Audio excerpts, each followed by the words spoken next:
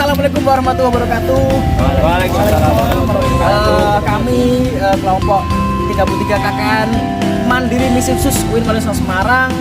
Di sini kita sampai di Umbul Jumprit. Pas mantap ya tuh.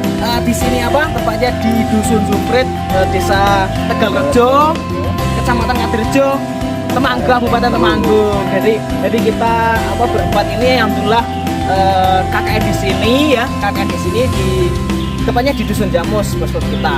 Nah, di Umbul Jumprit sebagai wisata yang kemudian diziarahi dan dikunjungi oleh beberapa wisatawan dan lintas agama ya. Ada dari agama Buddha di sini, Islam juga ke sini, dan berbagai agama juga ke sini. Nah, di sini uniknya ada beberapa banyak monyet ya. Ini monyetnya nih. Lah itu yang ini. Itu juga ya. Ini ya banyak sekali sama-sama ya. Monyet ini. Dan nanti kita ke dalam akan menemukan banyak monyet. Dulu itu ceritanya sih katanya itu ini dari ada yang mengatakan dari jelmaan siapalah, ada yang berasal dari tokoh siapalah. Nah, itu nanti kita akan bisa dengan beberapa narasumber. Nah, sebelum kita ke narasumber, ayo kita masuk untuk melihat yang dari tempat ini atau di Sendang Kaliprogo Umbul Jumprit ini. Ayo kita langsung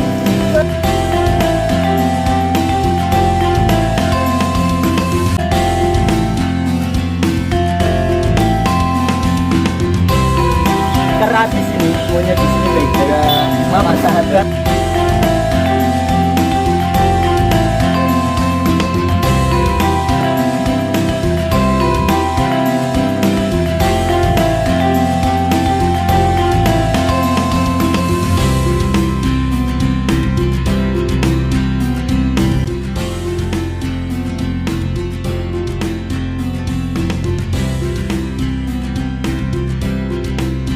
Biar kalian aman lewat sini, jangan sampai bawa jajanan atau makanan apa yang pakai kantong kresek, karena itu akan menjadi daya tarik monyet untuk merampok kalian. Jadi usahakan tangan kosong aja kalau kalian mau melihat sterilitas. Kalau di sini yang ke arah sana itu untuk menyepi dan untuk mendekatkan diri kepada Tuhan. Itu untuk di Sendang Kaliprogo. Kalau di bawah ini biasanya dipakai untuk pemandian, mandi. Katanya sih kalau mandi di sini menghilangkan dosa, kemudian menghilangkan penyakit dan lain sebagainya. Bagaimana tempatnya? Ayo kita ke Sendang Kaliprogo dulu.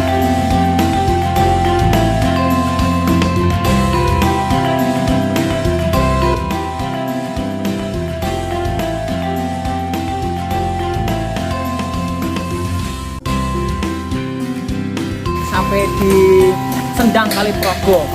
Sendang Kaliprogo ini sebagai sumber mata air di 10 desa. Dari satu desa itu Tegalrejo dan 9 desa lain Tegalrejo ya.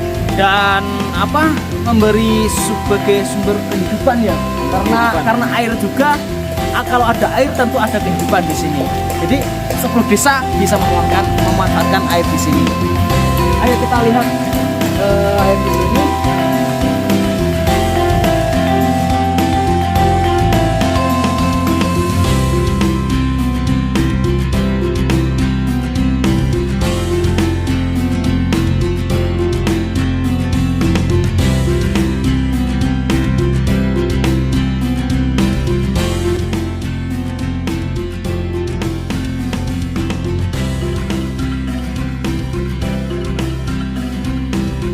Sudah masuk di Sendang Kaliprogo ini. Sendang Kaliprogo atau nanti kemudian dikenal atau diyakini oleh masyarakat yang kemudian bisa memanfaatkan air ini sebagai memiliki sumber anugerah gitu dari Tuhan. Katanya dulu pernah air ini itu menyembuhkan berbagai penyakit, kemudian bisa mengantarkan beberapa yang hajat di sini itu untuk sukses gitu. Tapi tetap ketika kita berkeyakinan terhadap agama masing-masing ya, kalau dari agama Buddha, Islam maupun Konghucu dan sebagainya itu tetap keyakinannya berbeda-beda. Namun yang namanya mata air itu adalah sebagai sumber kehidupan masyarakat semuanya, baik itu agama Islam, Buddha, Konghucu dan agama lainnya untuk memanfaatkan air di sini.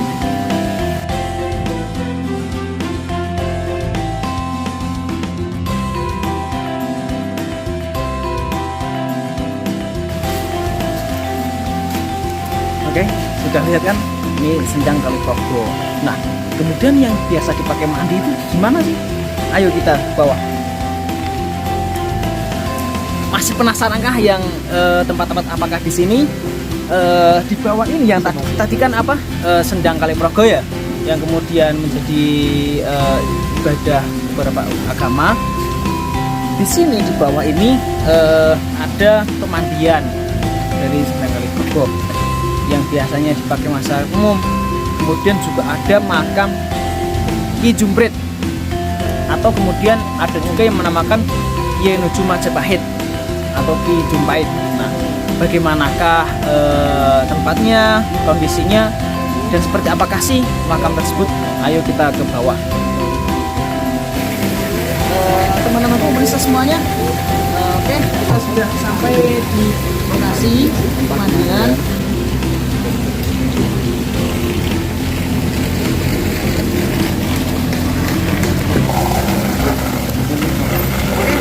Semuanya, oke, itu adalah sendang yang dipakai untuk mandi, dan di sini ada makam yang dulunya konon katanya menempati tempat ini, dan kemudian dari masa ke masa tempat ini atau makam Ki ini adalah sebagai pokok di masyarakat atau tokoh di masyarakat, namanya Ki Jumprit.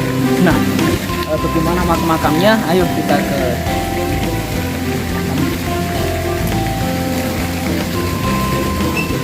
pemirsa semuanya. Ternyata makam Ki Jumprit atau Ki Jumpait ini masih belum bisa untuk dimasuki kita karena juru kunci sedang tidak bisa untuk mengikuti acara ini. Jadi lain kali mungkin semoga kita bisa untuk berkunjung ke makam Ki Jumpait. Gimana pemirsa semuanya? Tadi kan sudah ada 2 lokasi ya, dan ini ada tempat apa, kakak? Pendopo ya. Ini biasanya dipakai untuk acara mujahadah, selamatan, tahlil dan lain sebagainya itu di sini.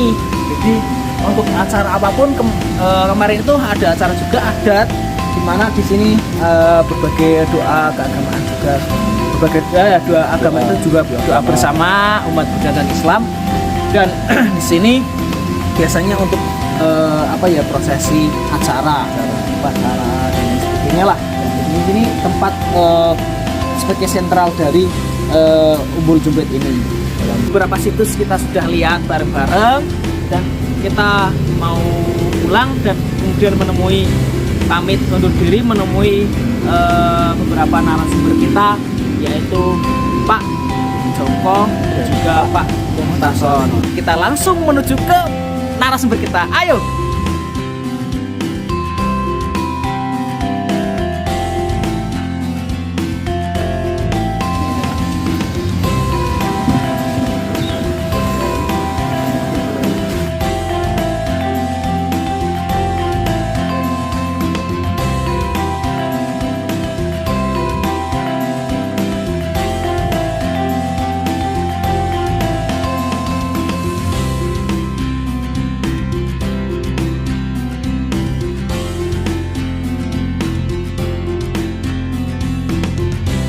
Assalamualaikum warahmatullahi wabarakatuh. Waalaikumsalam warahmatullahi wabarakatuh. Para pecinta sejarah yang kami banggakan dimanapun Anda berada, tentunya di Indonesia maupun di luar negeri sana ya, bahwa saya yaitu KKN Mandiri Misi Khusus UIN Wali Songo Semarang kelompok 33, di mana kali ini saya bersama Bapak Muhtasori, yaitu adalah yang berada di Desa Tegalrejo, yaitu Dusun Jumprit, Desa Tegalrejo, Kecamatan Ngadirjo, Temanggung. Jadi kami kuliah kerja nyata di Desa Tegalrejo, di mana di sini itu ada sebuah sejarah atau situs sejarah, di mana situs sejarah itu perlu kita untuk lestarikan, perlu kita untuk orek-orek sejarahnya. Kapan sih sebenarnya situs itu kemudian ditemukan? Nah, di Desa Tegalrejo ini, di Dusun Jumprit, yaitu ada sebuah sendang. Ada sebuah sendang, di mana sendang itu dipakai oleh dipakai oleh beberapa desa. Hampir ada 10 desa ya yang memakai tadi. 10 desa yang memakai sendang dari Jumprit tersebut. Di sendang tersebut juga ada sirah atau makam yang kemudian dinamakan makam Kiai Jumpait, dan itu banyak sejarah, banyak juga versi-versi mengatakan bahwa itu ada yang dari kerajaan mana kemudian singgah di sini, dan itu memiliki beberapa versi sejarah. Nah, kita sekarang bareng bersama Bapak Muhtasori, di mana beliau adalah sebagai pengelola. Sekarang juga bukan, saya hanya pemerhati sejarah. Pemerhati sejarah dari Jumprit juga. Nah, pengen tanya-tanya nih Pak terkait di tempat itu nih Pak. Itu kan banyak juga seperti situs-situs yang dari dulu gitu Pak. Itu awalnya itu seperti apa Pak? Ditemukan kapan? Kemudian ternyata disambung-sambungkan itu, apakah memang nyambung dengan kerajaan dulu atau gimana? Ya. Terima kasih. Selamat datang kepada adik-adik dari Universitas Islam UIN Wali Songo Semarang, KKN tahun 2022 ya. Selamat datang di Jumprit. Terima kasih sekali sudah tersorawu di tempat saya, ingin menanyakan sesuatu hal tentang Jumprit, keberadaan Jumprit, dan apa hubungannya dengan kerajaan-kerajaan pada masa lalu. Saya awali dengan cerita Ki Jumprit dulu ya. Nanti step by step kita nyambung ke masa. Siap. Konon dulu di abad ke-16 ada orang namanya Ki Jumprit. Beliau menderita sakit kulit dan gajah seni. Sudah pergi ke tabib-tabib, dukun-dukun dan obat tradisional, tapi tidak bisa sembuh. Nah, akhirnya beliau memutuskan untuk menyembuh itu bunuh diri. Nah, Ki Jumprit itu tinggal di Yogyakarta, di daerah Yogyakarta di tepi Kaliprogo. Nah, beliau mau menghanyutkan diri di Kaliprogo. Akan tetapi sebelum dia terjun ke Kaliprogo, dia betul mendapat bisian kowe. Putuku Ki Jumprit nek kowe arep mari sekolah aku soning sendang ini mengko bakal tak sampangi goleon lusur kali iki. Kemudian Ki Jumprit berpamitan pada keluarganya menelusuri Kaliprogo. Sehari semalam itu sampai di sini maghrib itu. Ya sampai di sini maghrib. Ya mungkin karena capek, sangat capek atau gimana saya nggak tahu, tidak ditulis di situ. Hanya tambahan ya bahwa Ki Jumprit itu sakit kulitnya itu kayak katak itu. Jadi kulitnya itu pentol-pentol itu. Kalau orang sekarang mungkin kanker kulit ya. Beda sama kudik gitu. Beda. Terus Ki Jumprit karena mungkin merasa capek dan maghrib, beliau mandi di sendang. Tadi adik-adik sudah melihat mandi di sana. Nah, setelah mandi itu dia merasakan keanehan, tubuhnya halus, jadi halus, tidak ada bentol-bentol, dan dia merasakan kesegaran yang luar biasa, dan dia merasakan sembuh, dan memang sembuh. Nah kemudian Ki Jumprit malam itu juga dia tidur di sini, paginya dia terus pulang.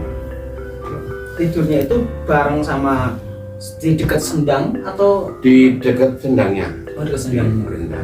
Nah setelah itu dia pulang itu bukan terus pulang seterusnya, dia memboyong keluarganya diajak lagi ke sini.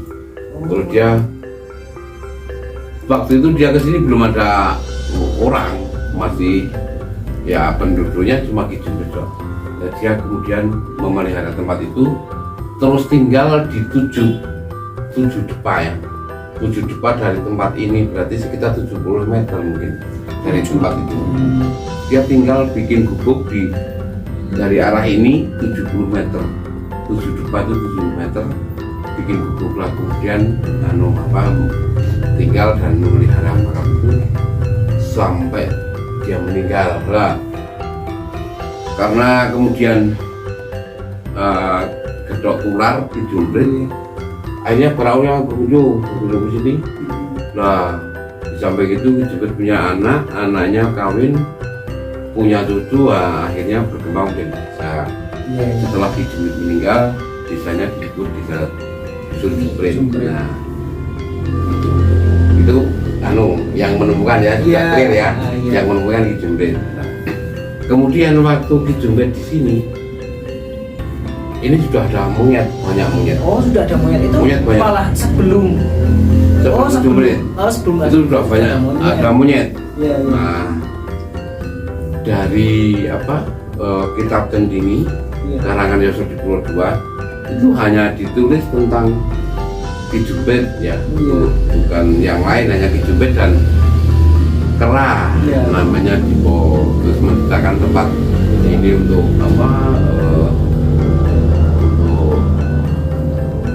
tendang segala berkah lah, mandi dan lain-lain, penyembuhan dan lain-lain, tapi tidak menceritakan hal yang lain. Nah saya akan menceritakan sebelum Ki Jumprit sampai sini itu sebetulnya sini bagaimana keadaannya sebelum Ki Jumprit sampai sini. Dari beberapa versi sumber yang saya percaya bahwa dulu sebelum Ki Jumprit tinggal di situ menemukan tempat itu sudah lebih dulu diketemukan oleh Pangeran Sukonegoro. Nah Pangeran Sukonegoro itu penasihatnya Putri Kertabumi Raja Majapahit terakhir, karena waktu itu terjadi perang saudara di mana sebetulnya bukan Demak menyerang Majapahit, bukan perang Hindu dan Islam, bukan, tapi perang saudara, perebutan kekuasaan antara Girindrawardhana dan Bhre Kertabumi. Bhre Kertabumi dengan Girindrawardhana itu kakak beradik. Bhre Kertabumi itu dari Brawijaya ke-6, kalau Girindrawardhana dari Brawijaya ke-6 tapi dari Karangselir, jadi beda ibu. Nah karena dia mau merebut kekuasaan, terjadi perang saudara. Kala itu kacau balau lah, termasuk penasihatnya beliau namanya Pangeran Sukonegoro itu keluar dari Majapahit. Nah dia waktu keluar itu membawa keran namanya Dipo, kerannya putih, terus diikuti oleh 2 pengawal, pimpinan pengawal namanya Mahisadu dan Endong Wulung. Mahisadu mempunyai pasukan jumlahnya 50 orang, terus Endong Wulung mempunyai pasukan jumlahnya 70 orang. Itu yang mengawal Pangeran Sukonegoro. Sholat, menyusuri hutan, ya pokoknya mencari tempat yang kira-kira patut ditinggali. Nah, akhirnya beliau sampai di sini di Jumprit. Ngomong sama penderei semua, sepertinya cocok tinggal di sini, kita tinggal di sini aja. Akhirnya mereka tinggal di sini. Iya. Semuanya tinggal di sini. Termasuk keranya tadi tinggal di sini. Nah, tapi karena mungkin keadaannya nggak ketersediaan makanan ya, Iya. terutama itu nggak mencukupi. Akhirnya pengikutnya Pangeran Sikonegoro itu pada ya mencar-mencar lah cari penghidupan. Mungkin ono cewek kono kenalan cewek kono akhirnya kawin cantol akhirnya nyebar tinggal 2 orang itu yang setia Mahisatu teman dan istrinya. Tinggalnya cukup lama di sini, ada 51 tahunan ya. Nah, kemudian setelah merasa tua, dia kan di sini kemudian mengajarkan ajar karena sudah merasa tua. Kemudian Pangeran Sikonegoro itu di Sendang tadi bertapa, kemudian dia pesan sama Banderai sama istrinya, aku koyone wis ora suwe meneh urip ning kono. Nek aku ora ono tulung biwarakno marang sapa wae nek sing kinen usah golek catatan perangkatan gawean cucu angel ati sono nang sini monggo itu pesannya. Itu tertulis, katanya dulu tertulis tapi saya belum bisa menanya Yuris. Itu pesan itu tertulis, tapi yang nulis mungkin ya baca belum ya. Nah, akhirnya itu kan sudah keluar sampai ke Jumbe juga. Kemudian dia muksa di Sumber. Apa? Ya, muksa hilang. Hilang, muksa itu hilang. Kalau dalam definisi realnya, kalau muksa itu begini, orang bertapa kemudian karena sangat lamanya kemudian tubuhnya hancur, teman-temannya tubuhnya hancur, terurai oleh sesat ini, akhirnya hilang dalam proses ketika. Terus tulang berulangnya juga termakan oleh bakteri. Mungkin di itu waktu itu ada bakteri yang sangat hilang. Itu kalau bahasa real ya. Tapi kalau bahasa kita muksa, itu pesan agar mandi saja di situ. Nah, makanya sampai sekarang kalau orang yang berziarah ke situ harus mandi hukum. Gitu.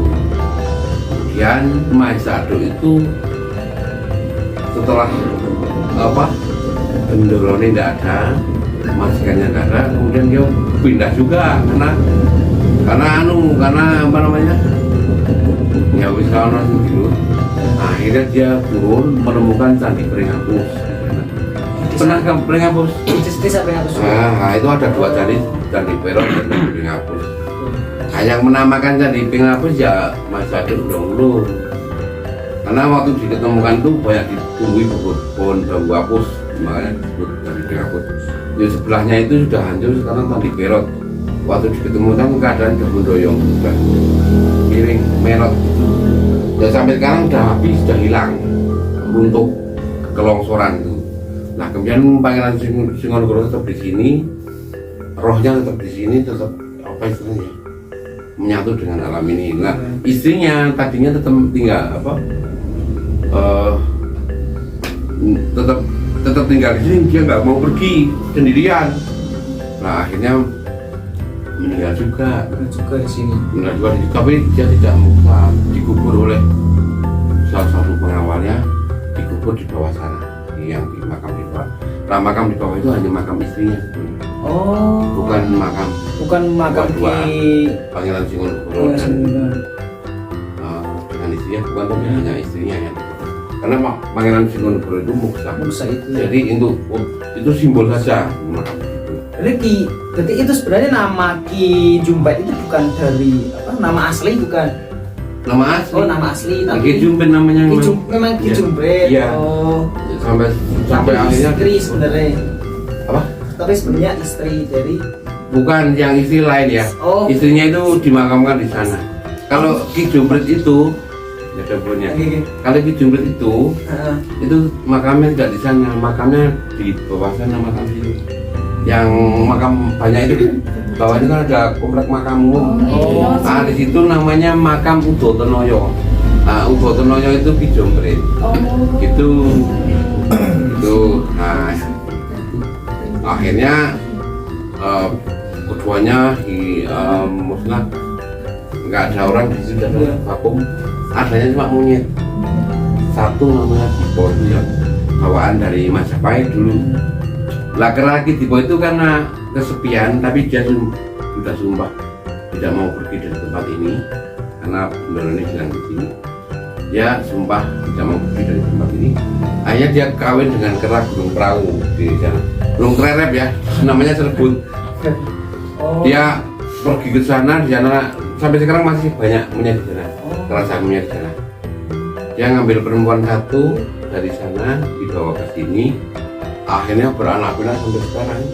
Tapi karena di sana itu apa? Kulitnya bulunya nggak putih, bulunya itu ya kelabu agak hitam. Kawin dengan Ki Dipo yang bulunya putih, akhirnya menurunkan kera-kera yang sini yang sudah agak ya warnanya agak hitam kelabu itu. Akhirnya sampai sekarang kera-kera itu masih ada, nggak mau pergi dari situ. Lalu apa? Keturunannya Ki Dipo masih ada. Nah, kemudian ini vakum, lah nyambung Ki Jumprit itu sampai di sini kemudian menjadi juru kunci pertama.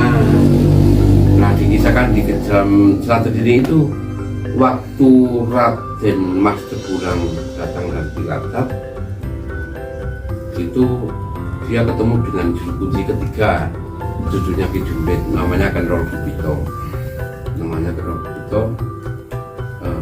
Dia tanya sini daerah mana, daerah Jumprit, Tlatah Gedung. Ndiko dari mana? Dari Cilacap. Nama saya Raden Mas Tegulang. Raden Mas Tegulang itu yang kemudian menurunkan adipati di Purbalingga dan di Banyumas. Itu Raden Mas Tegulang. Itu dulu dari sini mandi. Yang jadi masih lagi namanya Kendrol. Tahun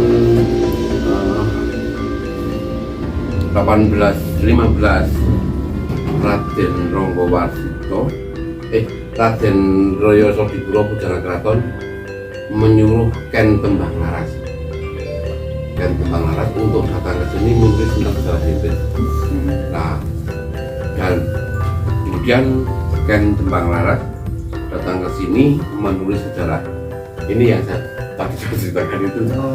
Dikutip dalam buku Centini. Nah, akhirnya tahun 1982 akhirnya dipakai waktu itu yang Pak Bante Asin Jinara kita bermimpi agar pengambilan air suci untuk perayaan Waisak mengambil air di Jumprit. Makanya sejak tahun 1982 pengambilan air suci di Jumprit sampai sekarang. Itu yang mempunyai ide, yang memerintahkan pertama kali Bante Asin Jinara kita. Nah, karena kemudian banyak pengunjung, tujuannya untuk ritual ngalah berkah dan lain-lain, juga banyak yang bermain, bukan sekedar iseng main-main gitu. Tahun 1987 ditetapkan sebagai objek wisata oleh Pak Bupati. Itu 18 Januari 1987 itu ditetapkan sebagai kawasan wisata oleh Pak Bupati dan ADM Kediri Utara namanya Pak Sukodo. Itu Pak Bupati namanya bentar.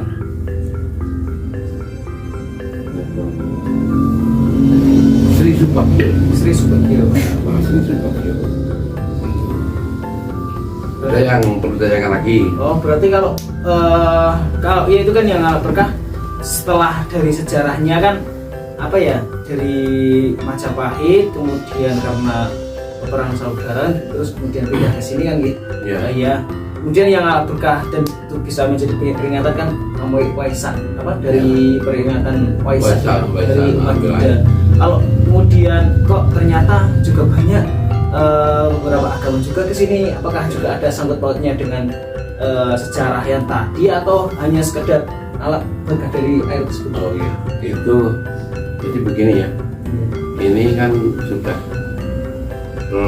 lintas agama ya. Iya. Jadi Pangeran Singonegoro saja Iya. tidak mengajarkan agar hanya umatnya saja, tapi semua orang kan di situ misalnya semua orang sok-sok wae. Iya. Nah itu ya akhirnya dari latar belakang macam-macam agama pun datang ke sini. Ya termasuk orang Muslim juga ada mujahadan di sini, orang Katolik juga ada, Buddha, Hindu gitu. Jadi tujuannya mereka bukan beribadah tapi berziarah. Nah, tujuannya ini budaya Jawa gitu. Terus syaratnya ini syarat yang harus dibawa. Sebetulnya kalau mandi di Jumber itu pertama harus beton. Harus dari air. Dari lahirnya. Misalnya jenengan lahirnya Rebo Paing ya, pas Rebo Paing datang ke sini. Kalau jenengan Jumat Kliwon datang ke sini mandi. Kalau misalnya ingin berhasil, cita-citanya ingin jadi apa gitu. Tapi saya tidak menyebutkan nama loh, nggak boleh menyebutkan nama ya. Saya sudah banyak banget orang-orang yang tujuannya ke sini ngalap berkah. Pak, saya pengen saya nggak terlaku Pak. Saya malu di sini, kamu nggak diterima. Pak, saya nggak tahu tentara Pak. Tinggal pantau biar Pak saya. Semoga lolos Pak, saya mandi di sana, mandi di sana. Ya keterima. Itu banyak banget. Bahkan ada gubernur yang mandi di situ tujuannya biar jadi. Bupati juga, saya nggak boleh menyebutkan namanya. Bupati juga demikian, banyak banget bupati yang mandi di situ akhirnya jadi. Karena hubungannya dengan keyakinan mungkin ya. Jadi setelah yakin ada kemantapan begitu. Iya. Itu cuma riwal beton ya, satu beton. Terus membawa kembang telon. Kembang telon itu untuk sesaji diserahkan di tempat makam. Terus kembang setaman itu untuk mandinya. Kembang setaman. Nah, ya itu untuk mandinya. Terus lilin itu sifatnya simbol untuk penerangan, lentera. Terus menyan itu harus menyan madu. Nah, menyan madu itu Dewu itu kesukaannya Pangeran Singonegoro. Terus gedang Roso Talun itu harus dibawa juga. Nah itu sesaji untuk Kidipo itu yang dari Majapahit itu. Berarti harus membawa, paling tidak harus membawa itu tadi menyan madu, kembang setaman, kembang telon, pisang Roso Talun itu. Yang wajib dibawa. Kalau untuk syarat itu memang dari dulu memang apakah ada sesepuh kemudian syarat ini, apakah juga dari siapa kalau syarat-syarat? Kalau syarat-syarat itu dari dulu memang begitu. Artinya satu dari zaman Ibu sudah ada perintah membawa itu. Cuma orang sekarang juga bawa hiu. itu budaya Cina. Orang Cina yang bawa hiu, bawa barang. Nah itu nggak apa-apa. Yang wajib tuh pisang Roso Talun, kembang setaman, kembang telon, menyan madu. Itu satu. Ada yang lain yang Ya, menarik sekali ternyata dari penjelasan dari Bapak Muntasori, bahwa ternyata sejarah dari Jumbret ini ya memang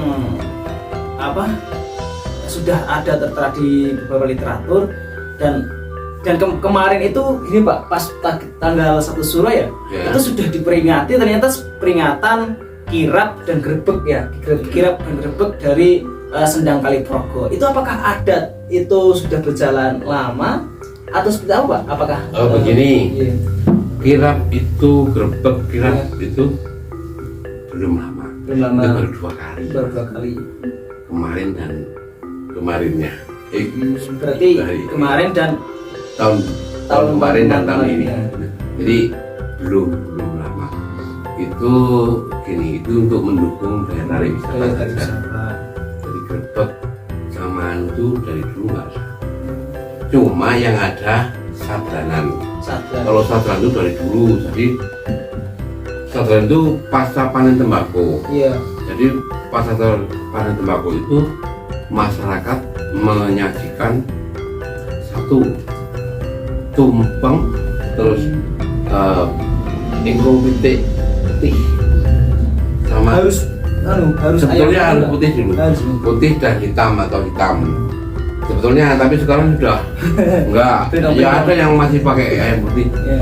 Sama tumpeng itu diserahkan ke sana. Iya. Sama mbakku. Berarti hasil dari panen itu. Sama mbakkunya itu, mbakkunya simbolnya sak tekem gitu. Itu Berarti yang sudah kering itu yang sudah kering, rajangan. rajangan itu untuk sesaji. Nah nanti sesaji itu yang ingkung dan tumpengnya itu dimakan bersama-sama. Kalau tembakunya itu diserahkan di makam. Iya. Tapi rupa-rupanya nyadran ini yang berubah, tembakunya sudah nggak dibawa. Oh. Mereka hanya bawa tumpeng dan ingkungnya. Soalnya tembakunya kalau ditaruh di sana mungkin kan banyak monyet tuh. Iya. Yuk diurak-arek jadi mengotori. Iya. Jadi sekarang nggak boleh.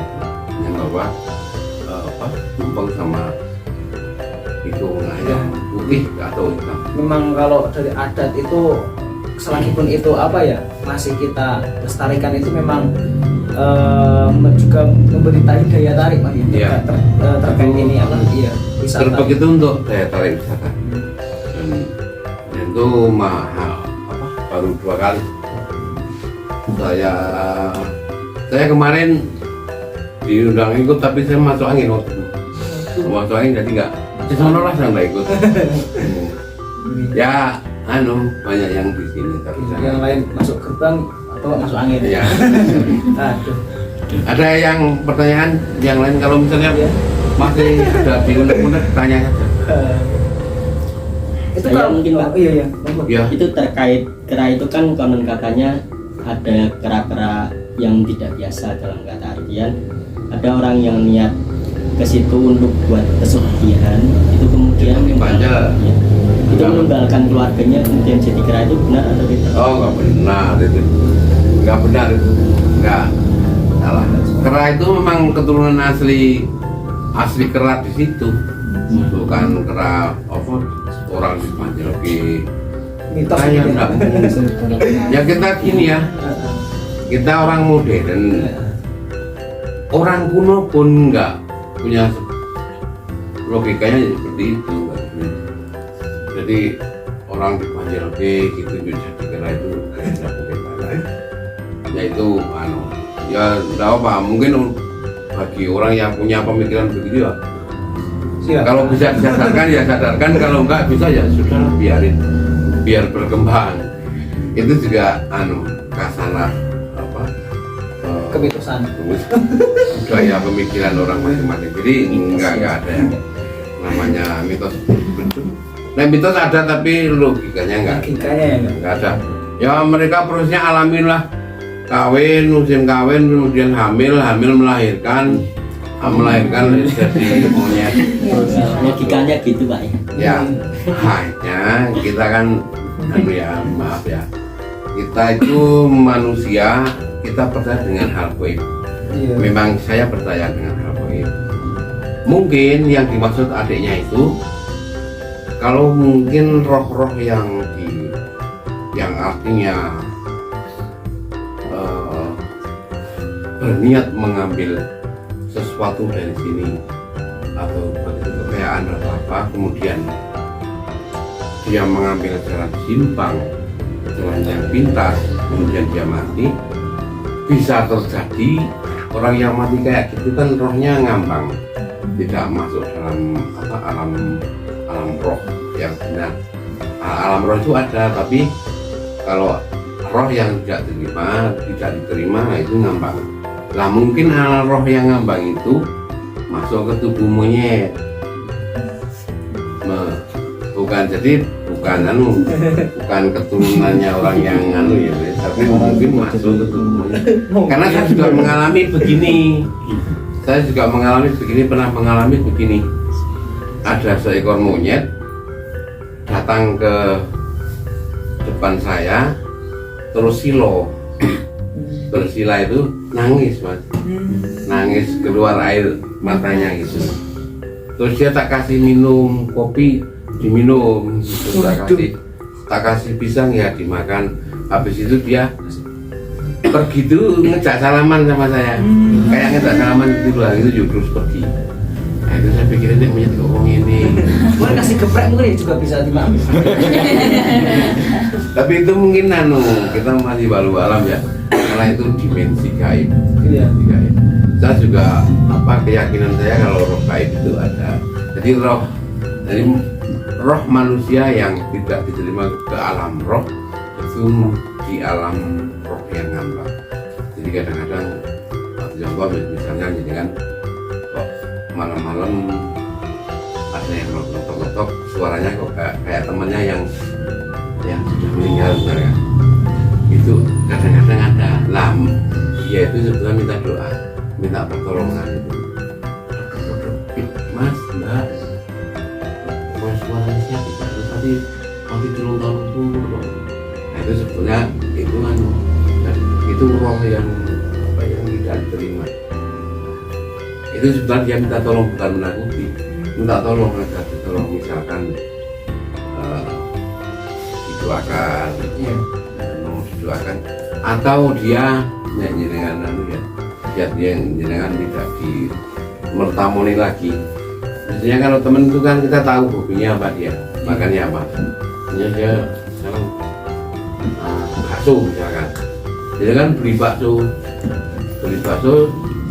terus berdoa di dalam kamar di altar, dikasihkan diwujudkan, tapi nggak usah dimakan, diwujudkan untuk si hati. Nah nanti itu dia akan nggak datang lagi gitu ya. Dia merasa sudah diperhatikan, dia nanti nggak akan datang lagi. Itu seperti itu. Atau mungkin jangan malah pinjam sakit tidak dikembalikan, atau baju itu itu dikembalikan ke orang tuanya atau keluarganya, nanti dia nggak akan gitu. Itu biasanya minta pertolongan atau minta doa, didoakan, dia nggak diterima. Itu kalau roh itu seperti itu, roh yang menyimpang, orang yang cari pesugihan dan lain-lain. Ya mungkin ada pesugihan lah, tapi kalau sudah dapat ya dia nanti alam rohnya nggak diterima di alam roh, ya pasti akan karena dia kan sesat, masuk sesat gitu. Pesugihan. Nah yang lain? Yang lain ada? Oke, terima kasih Bapak Muhtasori gitu, sudah menjelaskan terkait sejarah dari sendang Kaliprogo atau Jumprit ya, sendang Jumprit ini yang mana sekarang sudah menjadi objek wisata dan juga rencananya malah kan ada rest area di sini. Ya, rest area untuk buka hijau, penataan air. Iya. Ternyata menarik juga ketika kita mengorek sejarah dari sendang Kaliprogo ini. Kiranya sini aja ya. Kiranya sampai sini aja ya pemirsa perbincangan kita pada sore hari ini. Semoga kita akan dipertemukan kembali di lain waktu. Terima kasih kok Muhtasori. Saya juga terima kasih sudah di silaturahmi oleh mahasiswa UIN Wali Songo Semarang yang sedang ber-KKN di Sidoarjo. Penjelasan ya saya yang kurang memuaskan, mungkin itu keterbatasan saya. Kalau misalkan masih ada yang kurang, bisa ditanyakan lagi di lain waktu melalui telepon atau WA. Atau datang ke sini nggak apa-apa. Atau ini. Ya. Ya, Saya doakan semoga panjenengan semua sukses di dunia, sukses dunia akhirat, mendapatkan apa yang diberikan. Insya Allah semuanya menjadi aparatur pemerintah, menjadi ASN yang baik, profesi yang ditekuni. Monggo pilihannya masing-masing. Yang penting insya Allah panjenengan saya doakan sukses semua.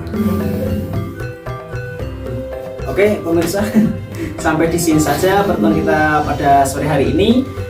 Banyak kesalahan saya dalam membawakan acara kita sore hari ini, banyak kelepotan dan lain sebagainya. Saya mohon maaf. Wassalamualaikum warahmatullahi wabarakatuh. Waalaikumsalam warahmatullahi wabarakatuh.